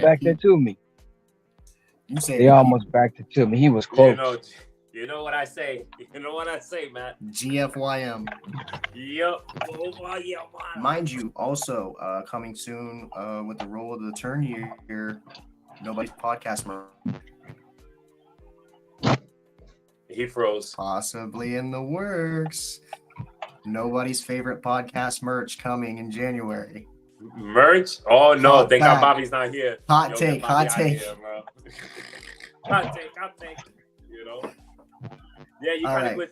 We didn't even, so what was you saying? So what was you saying, Ron? You stop and get what? I'm about to stop and show y'all a little something. It's just like it's like a little, what I consider a little piece of tranquility for me. When I'm having a rough day and I'm in this area, I'll come down here and I'll just basically, I'm gonna let you see. Eric said, where do you guys see the gig economy in 5 years?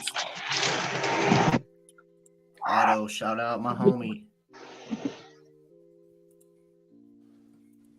Thanks, Steve. Thanks for stopping by. We appreciate it. Hold on. Before Steve gets out of here, 1 second, guys. I want to go ahead and drop this on everybody. So the special announcement was, especially since we got 19 people in here, Monday, the 13th, Hector and I are doing a audio podcast with the Rideshare Rodeo, Steve. It's going to be 8 p.m. Eastern Standard Time, and it's going to be an audio podcast. So I think you want to tune in to Steve's Matt, put me on the big screen. Okay. But you want to tune in to Steve's channel and check that out. It will be on there on the 13th. You see that? Yep. Y'all see that? Y'all see? Beautiful. It's beautiful. Yeah. Y'all see the fish? I'm gonna show y'all some crabs if they down there. But this is what I do. Watch this. I see something swimming there. So watch this. Watch this though. Hold on 1 second.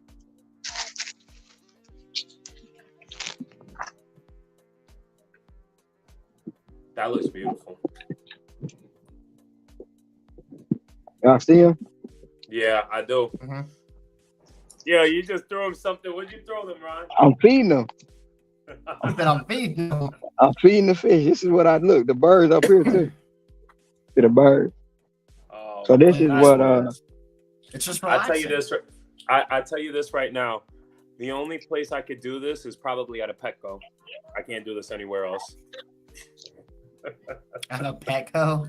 Yeah, that's the closest thing I could get to it. I could do that at a Petco. Look, he's done. like, here, buddy. I'm about to go. You Throw the whole loaf. Throw the whole loaf. I ain't.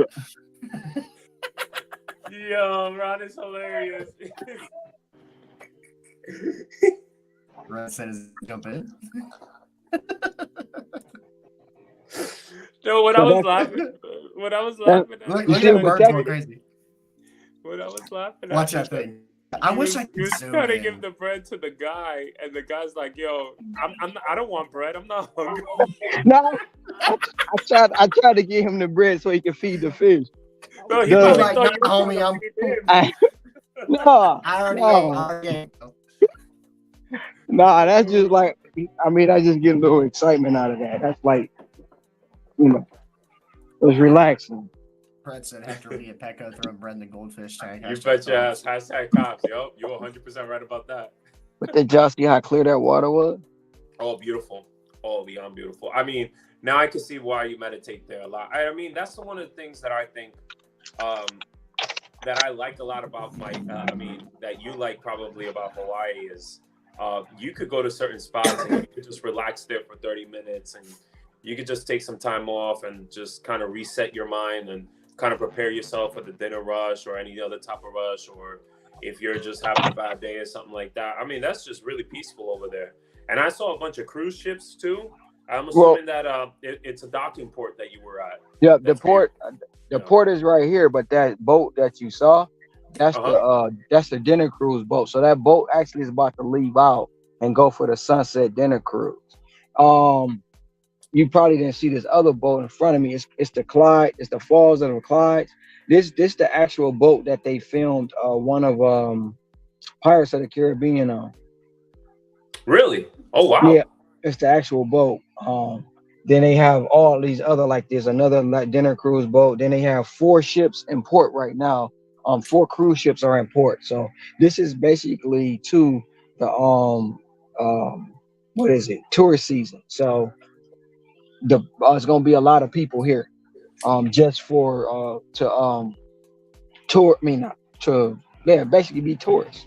Mm-hmm. So it's a lot going on here, and it's a lot of good things to where it brings me back to, like, you know what, all the other nonsense, all the other outside noise is not even worth what you're building, because I'm building something, so it's not worth it. And the people, who trying to interfere with that, hey, y'all can kick rocks, literally.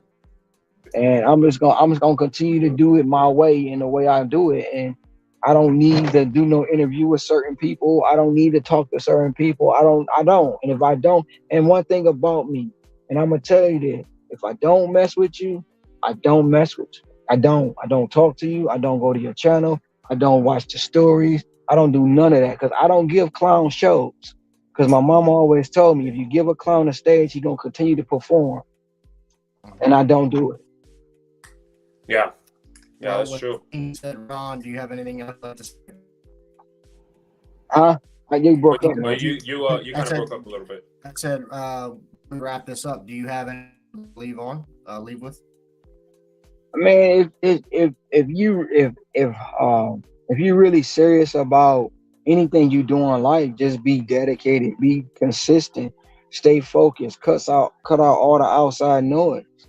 In my case, I changed my diet, and it opened up a lot more, study a lot more. I do a lot of things because, like you said, I'm not going back to a W-2. And the only person I worry about failing is me. So I think those are very nice words. I mean, we always chop it up with you. I mean, you come on Matt's panel on his channel like basically every day. And I mean, we come to a point now where we talk for hours. And now, Ron, yourself, I mean, if you want to tell people too, you've also started opening up the StreamYard too, and you do your ride-alongs as well, right? Yeah, I do my ride-along. Most of the time, y'all hear me narrating. Eventually, I'm gonna have my Morgan Freeman voice, so y'all don't gotta hear this voice, man behind the camera. But yeah, I do the ride-alongs, and all it is me going around doing what I do every day, and that's what it is. And if you watch it, you should see what I do. And I can talk and I can tell you all day, try to explain it to you, but I'd rather show you that this is real. It's no fluff piece. It can be done. It can be done on any app. It can be done on anything you do. I'm not the only one doing this. I'm not the only one putting up numbers. The number you've seen, the 114, that's not even what I made in 2 years on DoorDash. But if you look at the article in the Business Insider, you'll see what I mean. And that's not even including this year. But most people don't know that because they didn't read the article. All they seen was 114 and said I was full of shit. But hey, it is what it is. I just, it's not hard. I'm not the only one doing it. I'm not. I just blew up the spot. Hector, do you have any more questions for Ron? No, I think one more thing. So people don't know in the chat. So you said you drive 180 miles. How much gas do you waste in a day? Half a tank.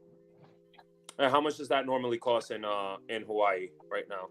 Well, right now I burn premium too, so I don't burn the cheap. I burn the premium, and I pay $4.39 a gallon. And it costs me every day. Every day that costs me probably about between $55 and $60 to fill back up. And that's why you make the money that you do, because if you're spending a premium to fill up your gas tank, you got to come out with premium money every day. You know what I mean? In order for you to make a profit. You know, that's just how it is. The thing about it, I don't even have to fill up every day, right? I don't. I could go 3 days without filling up. But the thing about that is when I go to fill up, I got to put 130. I don't want to see that. I'd rather see 50 than to see 130. Yeah, I can see that. I get that 100%. Oh, I have one more question, Ron. I got one more question. On any deliveries that you have done, you've been working there for 2 or 3 years. Have you met any celebrities there or anybody famous? Yes, I see them all the time, and I see them without doing delivery. What last year, standing next to Floyd Mayweather, I didn't even know who the guy was until they kept saying Money Team, and then right in Cheesecake Factory, he stood there. I looked at him, he looked at me. We chopped it up. He went to eat. I sat back down at the bar and ate. You know, I've met Aaron Rodgers. You know, of course you met Aaron Rodgers. Don't tell Hector that. No, seriously, I delivered to his house. I believe you. You know, they used to film the new Magnum PI here, a Magnum PI Hawaii. I met the guy who actually played Magnum, and the thing about that is, I went to the building and I know they was filming because of the way it looked. And he came out and he was like, "Thank you for bringing me my order." I'm like, "It's just what it is." He's like, "You pay?" I said, "Yeah, I hit the button on the app." And he was like, I said, "Yeah, thank you I appreciate it." He was like, "No, that's not enough." And he handed me some money. I walked away and I was like, "Wait a minute." And he was still standing there. I said, "You Magnum?" And he was like, "Yeah, but we really thank you. We appreciate what you're doing, right?" I get back in the car, going about my day. I get home. I'm like, "Damn, where does $50 come from?" And he gave me $50 on top of what they had already paid me. The whole cast of NCIS Hawaii, I met all of them because the movie studio is here, and I used to deliver to them all their catering orders. So they on strike now, so I haven't seen them. But I've met all kind of football players. I met a whole bunch of people, but with me, I'm not starstruck because only thing difference between me and you is your bank account. But eventually I'll be there, so it don't matter.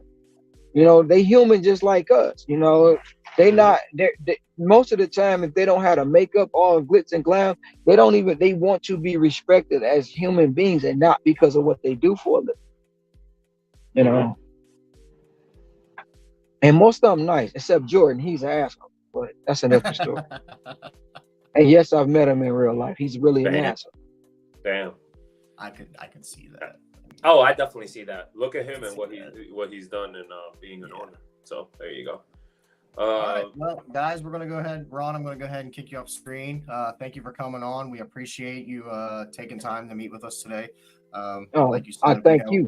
Your time is very valuable. And like I said, guys, go subscribe to Ron's channel. It's Dash for Life Hawaii. I will put a link in the description of this live. So go give him a shout out and a subscribe. He just rolled over 500, so he's on the way to 1,000 as well. But yeah, Ron, we appreciate you, and Hector, we're gonna go ahead and wrap this up. Thanks, Ron. Thank you so much for coming along, man. We'll talk next week. You already know. Thank you. I appreciate it. All right, my man. Wow, it's amazing. Value content. This is real value content. Shout out to Ron. That was he didn't have to come on and do this with us. And I mean, he just said it right there. He won't do it for pretty much everybody. And it goes to show you, the type of friendships that we have built. You doing the live streams and stuff like that, and the people that have been brought up to the panel, and they know we nice people. So I mean, yeah, I'm not really shocked that he did that with us because he knows that we're real. We're pretty much friends. That's what we are. We crack jokes, we get serious, and then we crack jokes. That's how it is. Yeah. Thank you, Red. She posted his link in the description in the Thank chat. you very much. Yeah, so like the whole reason for those of you guys that don't know, so most of you guys are in this chat right now. Hector and I started one day in lives. It was just like, let's just it's easier than us just talking on the phone. Because Hector and I's thing is, if you can see a visual, it's way more funnier than just hearing it on the phone. I mean, would you agree with that? Yeah, absolutely. Yeah. Yeah. So like we were like, oh, let's just do a live. It was just me and him. There was no StreamYard panel, nothing. It was just Hector and I. And this thing went stupid. Like, it was just up out of nowhere. And then all of a sudden, this turned into a next day. Absolutely. And then it grew, and then it was like, hey, you guys should open the StreamYard. So I opened the panel, and then it was just people started coming on. Dude, we've had up to 10 people on the panel consistently multiple times. We should have more people on the panel. But, certain people on the panel, I'll tell you this, man, they love to make fun of this. I mean, they are obsessed with this. So let's take a look at it for a second. Why don't you just No. Just diet? No. I have the sexiest hair in the gig economy, bro. I don't care what anybody says, bro. Ain't nobody Somebody said something the other day about that, and I think it was Roy. He asked if your pubes are like gray on one side and black on the other as well. Roy's a very perverted guy. He probably needs some holy water and some Jesus in him. He shouldn't be asking those type of questions for a 70-year-old man like him. Otto said, "Don't feel bad that my beard's like that." Or he said, he said Hector. He changed it. Yeah, you know what it is, and I was telling everybody. He said Bobby's just obsessed with that, by the way. I was plucking my hair, so they say this is why I have so much gray hairs, right?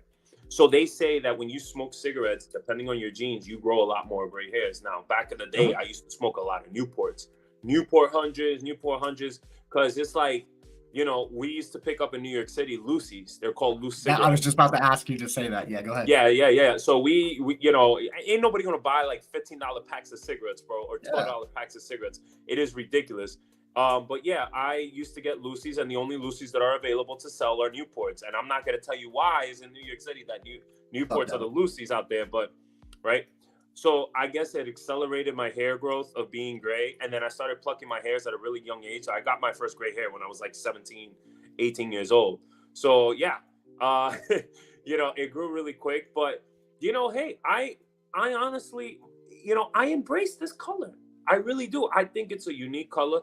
I think nobody has this. And I think the people that talk bad about it, they just wish that they looked as good and as sexy as me. I'm just saying, they can't pull this off. You see people in somebody out there has that hair. I've looked. I'm still the best one. They have patches. They don't have literally guys. They don't even have. Guys, I literally look like Hector are lucky. My phone is dead. Guys, if you have not, you know what? I can do it on my iPad. No. You're glitching way too hard. No.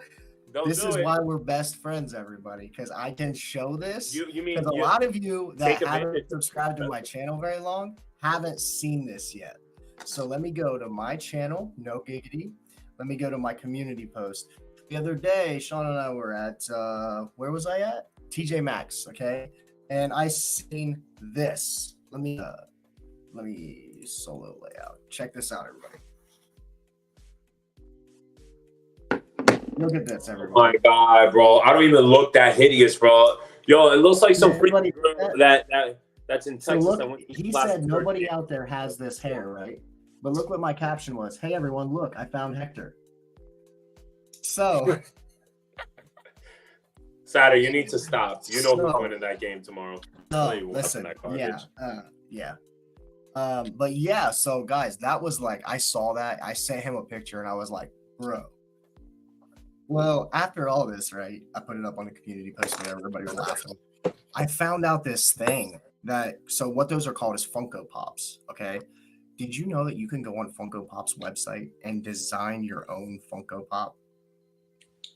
With that being said, I found out I can do a Funko Pop replica of Hector with the half black hair, like You're not that, gonna do that. but short. He says I won't do it, which means I will do it. No. It's not that you won't. I don't want you to do it, and you have to obey as a best friend not to fucking do it. How about that? All right. Listen, Hector, you're going to try to tell me that if somebody made a Funko Pop of you, you would not put that. I mean, dude, I got to get you something for your background. I'm just Hey, the chat earlier was super glad that the rug was gone. Yeah, I mean, what do I have a choice? I gotta go to the room. Wendy's over there watching, Sex and the City. You know what I mean? Oh shit, Red, thanks for stopping in. All right, thank you for passing by. So yeah, we're gonna actually cut it off. That's right. We're gonna cut it off in a bit because I got some cold dinner that I haven't eaten, and Wendy, unfortunately, she put it in the oven, and now that thing is like 30 degrees right now. We need to start the Funko Fund. We will do that on Monday. No, we won't. Please do not donate your money to that. I will. No. Oh, just so everybody knows, I got my first pay stub, I guess, from YouTube. My first month on YouTube, I made $176 just in super chats that have channels and that are not monetized. And this is how much I got from that. No, you're a liar. Oh, you want to brag about what you did? All right, yeah, go ahead. Brag about what you did. So everybody knows. Let's go. Hector has messaged me multiple times. Give me $1. He will Apple Pay me like things and to send him $1, right? So, on the live stream one day, we got like 5-6 people on the panel. We're all shit, chopping it up. The chat's live. Everything's going good, right? I'm in the middle of a delivery, and all I can hear is Hector, ramble on, right?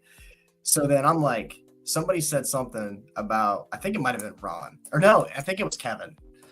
He said something about you should just send him $1 then on Cash App. And I was like, fuck that. I'm gonna send him 69 cents.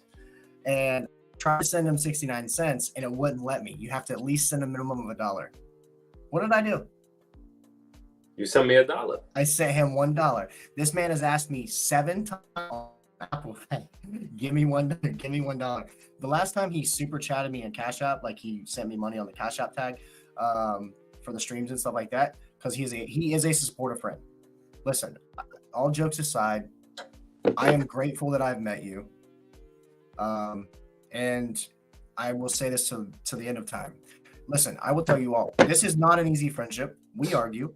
We do. We just hashed it out yesterday. Did we or did we not? We talked on the phone. We didn't like how each other was texting one another. So he straight up called me and we hashed it out because that's what friends do. I'm not going to get in my emotions. I'm not going to get in my feelings. He's not getting in his feelings. We're 2 grown men. We hashed it out because that's what friends do. At the end of the day, where we were at that point was I didn't like that basically what we were doing on the lives is kind of what we're taking away is what we would be doing here. So it felt like it was like there was no content to give us here.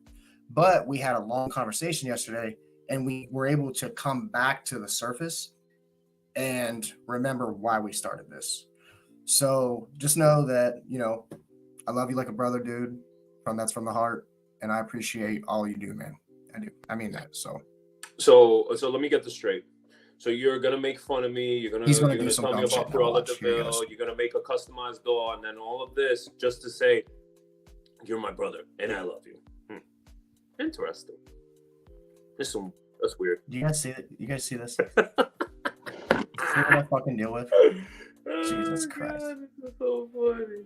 This is so funny. Well, I'm gonna go head on out. You already know I gotta eat my dinner. I'm kind of like, I gotta eat my dinner before somebody else eats it. All right. Shout out to everybody in the chat. Like I said, if you haven't yet, hit your thumbs up on the way out. Subscribe to the channel. We're on the road to 100 subs. We actually grew a bunch of subs tonight. So shout out to all the new subs. We appreciate all of you. Shout out to everybody that was here for this 2-hour live. I really think this was our best episode. So shout out to everybody. We really appreciate all you guys, and we'll see you next weekend. We're either going to do Friday or Saturday, but I like this 8 o'clock live. I think this worked really well because it's not too late. We're just now wrapping up when we would normally be starting. So yeah. So shout out to everybody who was here. Appreciate you guys, and we'll see you in the next one. Thank you guys.